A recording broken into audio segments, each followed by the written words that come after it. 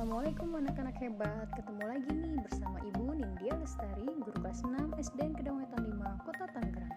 Pada kesempatan kali ini, Ibu akan mengajarkan tentang perkembangbiakan tumbuhan.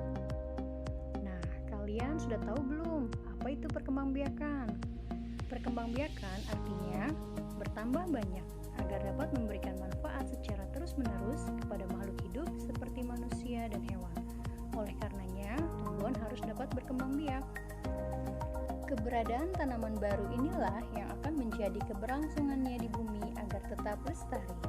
Kalian tahu tidak bahwa tumbuhan itu memiliki cara perkembangbiakan yang unik loh. Contohnya, perkembangbiakan tumbuhan dibagi menjadi dua, yaitu perkembangbiakan tumbuhan secara generatif dan yang kedua adalah perkembangbiakan tumbuhan secara vegetatif. Kalian sudah tahu belum apa itu perkembangbiakan generatif dan vegetatif? Kalau belum, kita simak videonya bersama-sama ya. Pertama yang akan dibahas adalah tentang perkembangbiakan tumbuhan secara generatif. Perkembangbiakan generatif adalah perkembangbiakan yang terjadi melalui peleburan sel kelamin jantan dan sel kelamin betina. Tumbuhan itu memiliki alat perkembangbiakan loh, yaitu berada pada bunga. Sel kelamin jantan ada pada benang sari dan sel kelamin betina ada pada puting. Pada perkembangbiakan generatif diawali oleh proses penyerbukan pada bunga, yaitu menempelnya benang sari ke kepala puting. Ternyata tidak semua bunga memiliki benang sari dan putik dalam satu bunga.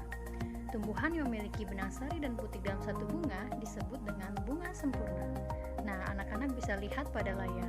Bunga sempurna contohnya adalah bunga mawar dan bunga matahari, sedangkan bunga tidak sempurna ada pada bunga kamboja dan bunga kelapa. Ternyata setelah terjadi penyerbukan dalam ruang bakal biji akan terjadi pembuahan, yaitu peleburan sel kelamin jantan dan sel kelamin betina, sehingga akan menghasilkan zigot. Itulah penjelasan mengenai perkembangbiakan tumbuhan secara generatif. Sekarang Ibu akan menjelaskan tentang perkembangbiakan tumbuhan secara vegetatif. Kalian sudah tahu belum apa itu vegetatif? Nah, tahukah kalian anak-anak hebat? Ternyata perkembangbiakan tumbuhan secara vegetatif itu dibagi menjadi dua loh. Yang pertama adalah perkembangbiakan tumbuhan secara vegetatif alami. Dan yang kedua adalah perkembangbiakan tumbuhan secara vegetatif buatan. Wah, ternyata tidak hanya generatif saja, vegetatif pun dibagi menjadi dua. Kita simak ya. Kita masuk ke perkembangbiakan vegetatif secara alami, yaitu perkembangbiakan tumbuhan tanpa melibatkan bantuan manusia.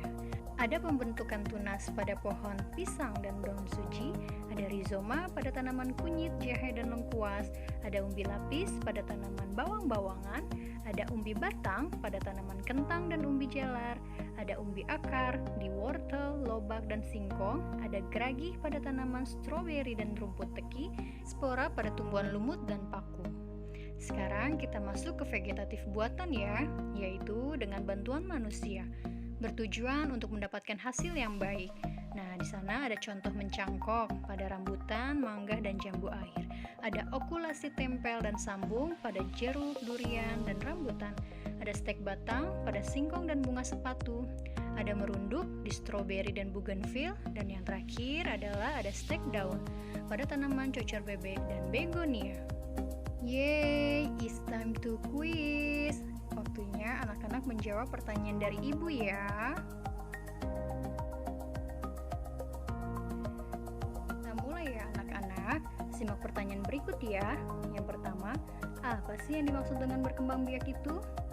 Yang kedua, coba jelaskan perbedaan antara perkembangbiakan tumbuhan secara generatif dengan perkembangbiakan tumbuhan secara vegetatif.